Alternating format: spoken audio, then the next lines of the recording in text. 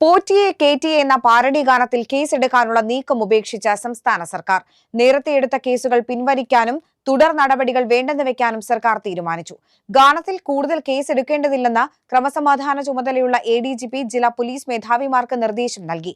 അതേസമയം കേസ് പിൻവലിച്ച നടപടിയിൽ സന്തോഷമുണ്ടെന്ന് പാട്ടിന്റെ പിന്നണി പ്രവർത്തകർ പ്രതികരിച്ചു. വിവാദത്തിനെതിരെ കേരള സമൂഹം ഒറ്റക്കെട്ടായി തങ്ങൾക്കൊപ്പം നിന്നതിൽ സന്തോഷമുണ്ടെന്നും അവർ പറഞ്ഞു.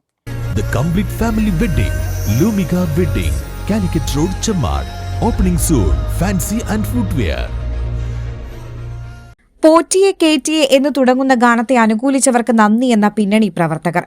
ആവിഷ്കാര സ്വാതന്ത്ര്യത്തിന് മേലുള്ള കടന്നുകയറ്റത്തിനെതിരെ കേരള സമൂഹം ഒറ്റക്കെട്ടായെന്ന് പാട്ടിന്റെ പ്രൊഡ്യൂസർ സുബൈർ പന്തല്ലൂർ പ്രതികരിച്ചു. വിശ്വാസികൾക്ക് വ്രണപ്പെട്ടതായി തോന്നിയിട്ടില്ല. റിലീസ് ചെയ്ത 1.5 മാസത്തിനു ശേഷമാണ് പാട്ടിനെക്കുറിച്ച് വിവാദങ്ങളുണ്ടായത്. ഒരുപാട് ആളുകൾ പാട്ട് ഏറ്റെടുത്തതായും അദ്ദേഹം പറഞ്ഞു. പാട്ടിന്റെ പിന്നണി പ്രവർത്തകർക്കെതിരെ എടുത്ത കേസ് പിൻവലിച്ചതിൽ സന്തോഷമെന്ന ഗായകൻ ഡാനിഷ് മുഹമ്മദ് പ്രതികരിച്ചു.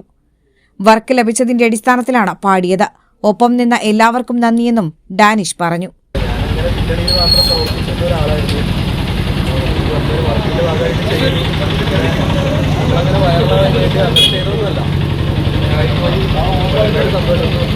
അയ്യപ്പ ഭക്തിഗാനത്തെ വികലമായി ഉപയോഗിച്ചെന്ന് കാണിച്ച തിരുവാഭരണ പാത സംരക്ഷണ സമിതി നൽകിയ പരാതിയിലായിരുന്നു കേസെടുത്തത്.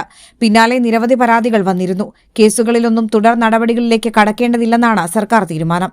കോടതിയിൽ തിരിച്ചടി ലഭിച്ചേക്കുമെന്ന വിലയിരുത്തലാണ് സർക്കാരിനെ മാറ്റി ചിന്തിപ്പിച്ചതെന്നാണ് പറയുന്നത്. പാരഡിയിൽ കേസെടുക്കാനുള്ള സർക്കാരിന്റെ തീരുമാനത്തിനെതിരെ വ്യാപക പ്രതിഷേധമുയർന്നിരുന്നു. വിഷയം പ്രതിപക്ഷം ആയുധമാക്കുകയും ചെയ്തു. പാരഡി ഗാനവും തുടർന്നുണ്ടായ സംഭവങ്ങളും ഇടതുപക്ഷത്തിന് ക്ഷീണമുണ്ടാക്കുകയും ചെയ്തു. പിന്നാലെയാണ് കേസുമായി മുന്നോട്ടു പോകാതെ സർക്കാർ പിന്തിരിയുന്നത്. പാരഡി ഗാനത്തിന്റെ ലിങ്കുകൾ സമൂഹമാധ്യമങ്ങളിൽ നിന്ന് നീക്കം ചെയ്യണമെന്ന പോലീസ് നിർദ്ദേശത്തിനെതിരെ പ്രതിപക്ഷ നേതാവ് VD സതീശൻ മെറ്റയ്ക്ക് കത്തു നൽകുകയും ചെയ്തിരുന്നു.